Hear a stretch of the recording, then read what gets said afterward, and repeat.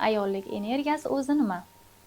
Bilasizmi, ayollik energiyasi u shunaqa kuchki, u ko'rinmas kuchda, shunaqa shijoat beradi insonga, doimo o'zida kuch bo'lishiga sababchi narsa bu aynan ayollik energiyasi. Ha, ayollik energiyasi yo'qotganingiz uchun ham aynan mana shu asabiylik, undan keyin depressiyadan keyin yana boshqa kasalliklar kelib chiqaveradi. Ayollik energiyasi bu insonni aslida mana shu shunaqa kuchki, unga kuch berib turadi. Doim bunday ayollar, ayollik energiyasi bor ayollar, yuqori ayollar o'zini qadrli biladi, doim go'zal deb biladi, o'ziga ishonch baland bo'ladi.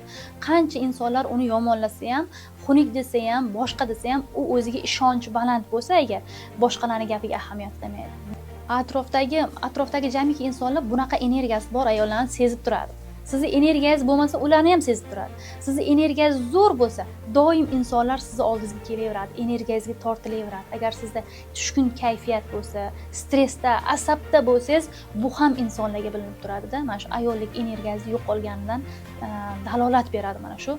Shundan ajratib olsangiz bo'ladi. Demak, ayollik energiyasi yuqori insonlar doim o'ziga ishongan, o'ziga ishonadigan, doim go'zalligiga amin, aniq 100% men go'zalman, bo'ldi, men go'zalman deb. Boshqalar uni bir joyini, "San, men bu tarafing xunuk" desam, u unga ishonmaydi. Chunki o'ziga ko'ngli to'q. Biladi u o'zini qanaqa energiyasi borligini. Biladi u qanaqa kuchli, qadrli, go'zal ayolligini o'zi biladi. Ayollik energiyasi tushib ketgan, erkaklik energiyasiga o'tib ketgan ayollar esa doim horg'in.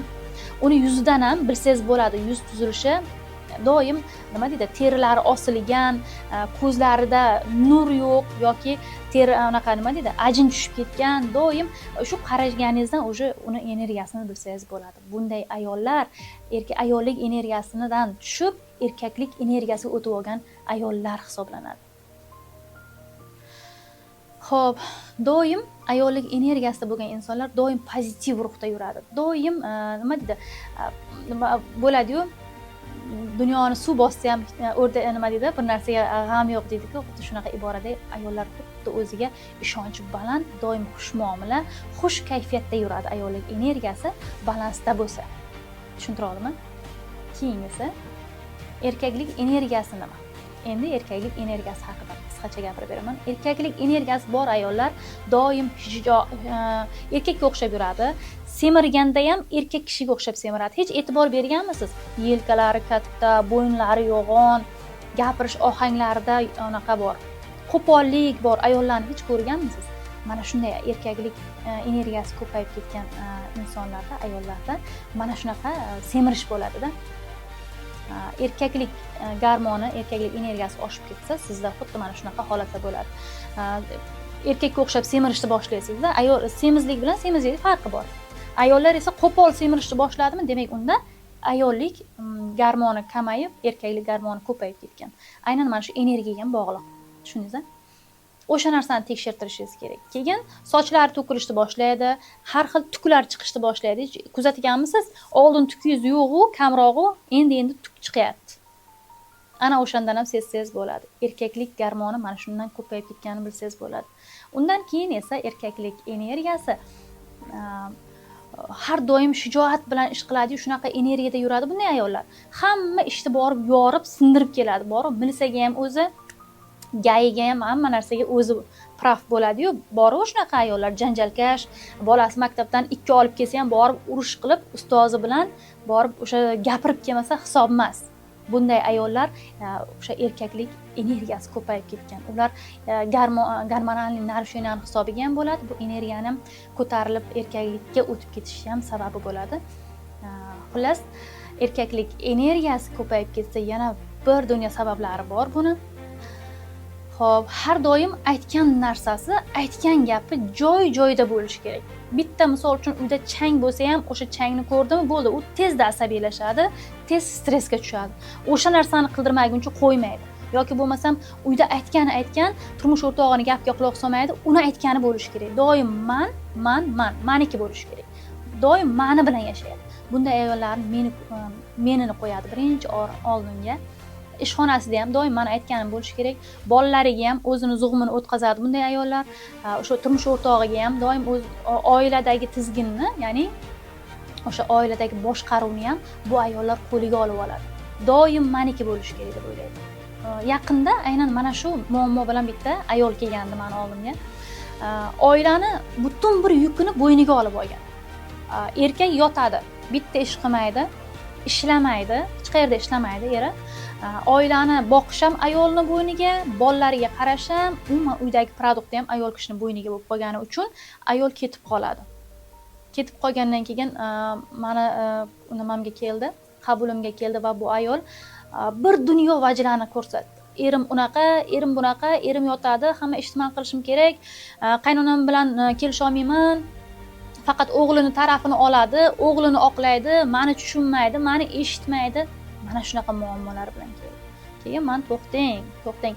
Muammo qayerda deb yaxshilab chuqurlashib, bloklari bilan, umuman travmalari bilan ishlaganimizdan keyin u ayol aslida erkaklikka o'tib olganda, ayolligini esdan chiqarib, ayollik energiyasi umuman yo'q unda. Erkakcha shaxt, erkakcha ohang, hammasi erkakcha bo'lib qolgan. Men aytdim, yo'q, bo'ldi, to'xtang. Eringizga o'ting, bo'ldi, oilani boshqaruvini eringizga bering.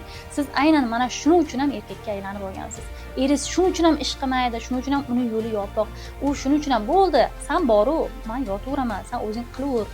Agar senga shu kerak ekan, mana bemalol mana ro'zg'or saniki, sen qilaver deydi. Bo'ldi, erkak yotib oladi, bitta ham ish qilmaydi. Keyin u ayol ketdi, men tushuntirdim, texnikalar berdim, har xil texnikalar berganimdan keyin uzoq emas, bir hafta o'tib turib telefon qilyapti. Opa, meni turmush o'rtog'im ishga chiqdilar, yangi ish topdilar, ishga chiqdilar. Men qaytib keldim, turmush o'rtog'im bilan aloqamiz ancha tiklandi, bolalarimga ham urushmayapman, bolalarimga ham baqirmayapman deb boshladi. Bu albatta quvonarli holat. Xursand bo'ldim. Va men aytdimki, davom eting, faqat to'xtab qolmang. Natija bo'ldi, boshqa qilmayman, yetadi, men o'zgardim, bo'ldi, turmush o'rtog'im ishga chiqdi deb tashab qo'ymang, oxirigacha davom eting. Qancha o'z ustingizda ishlasangiz, shuncha oilangizni yana ham zo'r qilib tiklab olasiz dedim va qaynonangiz bilan ham yana qaynonasi bilan munosabat hali tiklanmagan ekan, qaynonangiz bilan ham munosabatingizni tiklab olasiz dedim va juda ham yaxshi natija oldi. Eng asosiy joyiga keldik. Ayollik energiyasi qanday tiklanadi?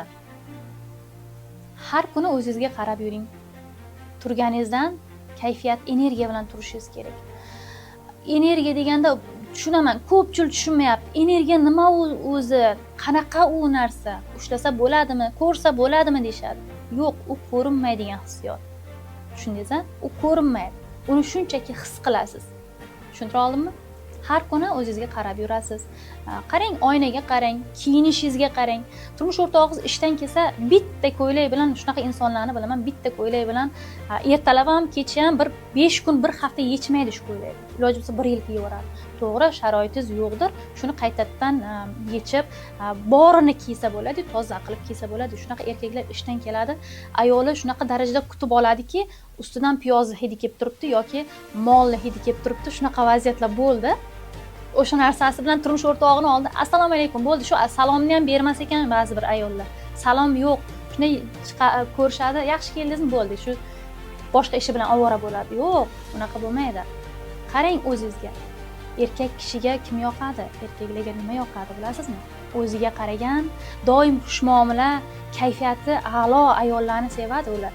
Siz eshikdan kirib kelgan eringizni eski kiyimlarda, nastroyingiz yo'q, kelgandan bilasizmi, erkak kishi shunaqa sizni o'zini orqaga tortadi. Yana shu ahvol deydi. Sizga aytmaydi, lekin ichida xuddi shu o'y. Chunki u ko'chadan juda ham chiroyli ayollarni ko'rib kelyapti. Uyga kelganda yana o'sha ahvol, yana o'sha ko'rinish. Erkak kishiga har xillik yoqadi.